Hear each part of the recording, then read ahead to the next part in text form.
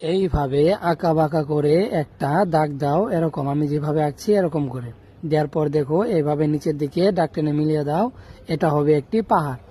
তারপর দেখো এখানে লম্বা করে আরেকটা আমরা দাগ দিব।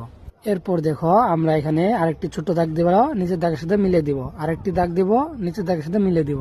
দেওয়ার পর নিচের দিকে এভাবে একটি দাগ, দুইটি দাগ দিলাম এবং একটি দাগ আরেকটি দাগের সাথে এভাবে লেগে দিলাম।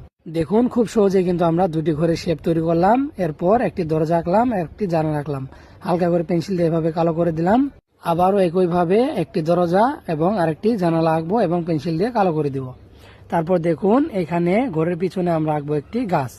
দেখুন এইভাবে গাছটাও আঁকা খুবই সহজ, একটু ছোট্ট করে গাছ আঁকলাম, যেহেতু দূরের গাছের জন্য ছোট হবে। তারপরে ঘরের দরজা থেকে এইভাবে আঁকা বাঁকা করে একটি দাগ টানলাম, এটা হবে একটি রাস্তা। তারপর দেখুন এইখানে আমরা এভাবে গোল গোল করে একটি দাগ দিচ্ছি, এটা হবে দূরের গাছপালা। তারপর এখান থেকে উপর দিকে একটি দাগ, আবার নিচের দিকে, আবার উপর দিকে, আবার নিচের দিকে, এটি হবে পাহাড়। আমরা তিনটি পাহাড় আঁকলাম, এটা খুবই সহজ। এবং আকাশে একটি সূর্য আঁকলাম, হয়ে গেল আমাদের খুব সহজে একটি সিনারি অঙ্কন।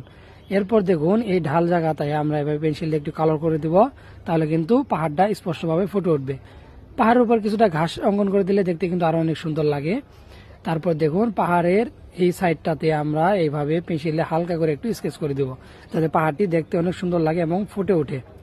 দেখুন এইভাবে স্কেচ করে দিচ্ছি। আশা করছি ভিডিওটি দেখে আপনি খুব সহজেই ড্রয়িংটি শিখতে পেরেছেন। কৌশলে আঁকুন, নিজে আঁকুন এবং অন্যকে ড্রয়িং শেখান। ভিডিওটি ভালো লাগলে অবশ্যই কিন্তু লাইক করতে ভুলবেন না।